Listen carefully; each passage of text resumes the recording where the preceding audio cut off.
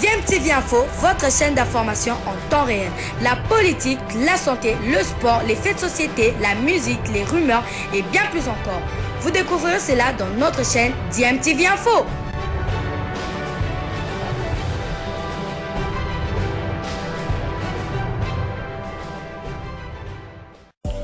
Vous êtes sur DMTV, bonjour ou bonsoir, tout dépend de l'heure à laquelle vous nous suivez. Tout plaisir est pour nous de vous retrouver, mais surtout de savoir que vous êtes nombreux en train de suivre votre chaîne YouTube DMTV. DMTV qui vous propose l'actualité, vous propose également des analyses et des réflexions sur des sujets d'actualité, sur des faits sociaux, tout simplement sur des réalités que nous observons ici chez nous en République démocratique du Congo. C'est une annonce qui risque de secouer le paysage footballistique en RDC. Moïse Katumbi envisage de se retirer de la tête du tout-puissant Mazembe. Le président du club noir et blanc de Lubumbashi a fait cette annonce après la qualification de son équipe en demi-finale de la Ligue des champions de la CAF. Pour lui, ceci est de permettre à la génération montante d'avoir la chance d'apporter une nouvelle dynamique à la tête de l'un des plus grands clubs d'Afrique. Nous allons l'écouter, il est au micro de nos confrères de la BBC. Ça fait plus ou moins 40 ans que je dirige le foot dans notre pays. Le tout-puissant Mazembe, 27 ans. Bientôt, je veux prendre ma pension avec le foot. J'ai déjà dépassé mes 25 ans. Je suis le plus vieux, je crois, président du continent. Il faudrait laisser à la jeunesse. Voilà, c'était là Moïse Katumbi Chapri, président du tout-puissant Mazembe à la tête de cette formation noir et blanc de Lubumbashi. C'est 3 titres de Ligue des champions africaine, 2009, 2010, 2015, une finale du mondial des clubs en 2010 et des multiples titres de champion de RDC. Il a aussi mis en place la Katumbi Football Academy qui a formé plusieurs joueurs tels qu'Oscar Kabouit ou encore Joël Beya. N'allons pas oublier Glody à Konza. Et on ne peut pas parler de la qualification de Mazembe sans évoquer cet apport de Mamadou Diaye qui est revenu au club en avril 2023, soit plus d'une décennie après son départ. Et très vite, l'homme a donc rapidement imprimé sa marque. Son président n'a pas manqué de saluer le travail abattu par Lamine Diaye. J'étais d'abord en exil pendant plus ou moins 4 ans. On devait rajeunir l'équipe parce que la majorité de nos joueurs, c'est des joueurs qui viennent de notre académie. Donc nous sommes encore en train d'y travailler et je crois que l'année prochaine, nous allons aussi avoir une très bonne équipe. Puis quand j'étais en exil, comment est-ce que je pouvais récupérer Lamine Diaye? C'est lui c'est notre entraîneur qui nous avait amenés en finale de la Coupe du Monde. On voit son retour est là, tout le monde travaille, les joueurs font confiance à leur entraîneur. Donc nous croyons qu'il y a moyen de faire beaucoup de choses avec lui. Pedro Atlético, c'est une grande équipe. Il faudrait respecter Pedro. Ils n'ont pas de mérité. Ils ont joué et Dieu merci. Moi, je suis croyant. C'était un match très difficile et surtout ce qui nous a poussé, c'est la population congolaise qui vit à Luanda que je voudrais sincèrement remercier. C'est leur victoire. La victoire de nos fans de Luanda, tous les Congolais vivant à Luanda. Je m'étais senti que j'étais au pays. Donc félicitations à eux, c'était eux qui étaient le 12e, le 13e et le 14e joueur. Moïse Katumbi Chapoué, restons chez le Corbeau pour parler d'un joueur qui n'aura été suspendu que pour une semaine. Siadi Bajou a donc repris les entraînements de groupe avec le club hier lundi. C'était avec l'équipe qui est restée à Lubumbashi.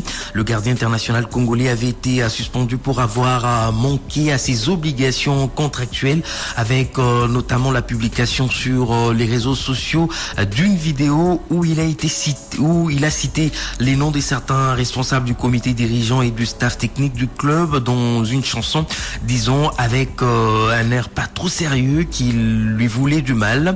Cette suspension lui a coûté sa présence à Luanda, manquant ainsi la belle qualification de Mazembe en demi-finale de la Ligue des champions de la CAF face à la formation de Petro Atlético de Luanda. Alors pour l'analyste sportif Dieudonné Batotila, cette suspension est une leçon pour Siadi et d'autres joueurs de mieux gérer les réseaux sociaux même s'ils n'étaient pas opportunes. Je pense que la décision de suspendre Siadi n'a jamais été la meilleure. Elle peut être la bonne au sein de cette équipe de Mazembe. Les dirigeants, ils savent les pourquoi, mais pour moi, ça n'a jamais été la meilleure décision.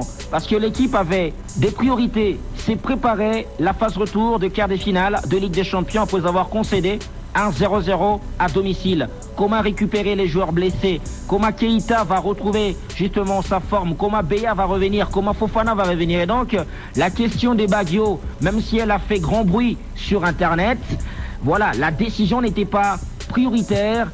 Ça n'a jamais été opportun. Alors 7 jours après, il revient et le club communique. C'est parce que sur le plan sportif, le joueur n'a jamais rien fait et grave. Et c'est pourquoi il a le droit de revenir dans le groupe pour entrer dans la concurrence. Parce qu'aujourd'hui, Baggio a quand même perdu de sa superbe dans la lignée justement des gardiens OTP. Mazemia Glebert, Badara, Munkoro et Chaibou ont pris les larges.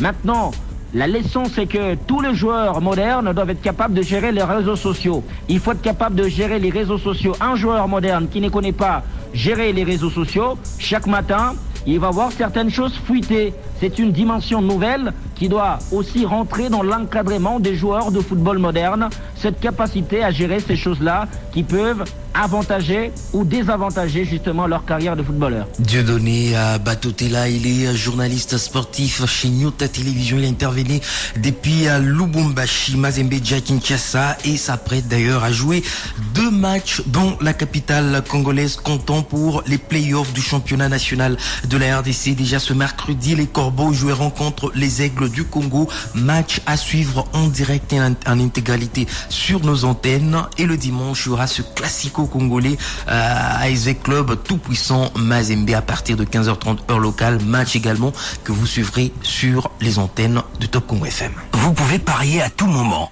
Allez, ce journal de sport se poursuit après les playoffs. Nous allons parler de play-down, toujours en championnat national de la RDC. Cette phase qui va opposer les clubs qui ne se sont pas qualifiés pour la phase des playoffs. Il y aura 2 groupes et les rencontres vont se jouer dans 2 sites, à Kinshasa pour le groupe A et à Lubumbashi pour le groupe B. Dans le groupe B, il y aura Kouya Sport qui va déjà jouer contre l'OC Renaissance du Congo le 12 avril au stade Père Raphaël de la Kétule. Dessin va en découdre avec la formation de Céleste le 13 avril avant que Étoile du Kivu ne joue l'Académie Club Rangers le même jour en 2e. Explication dans le groupe A à Lubumbashi.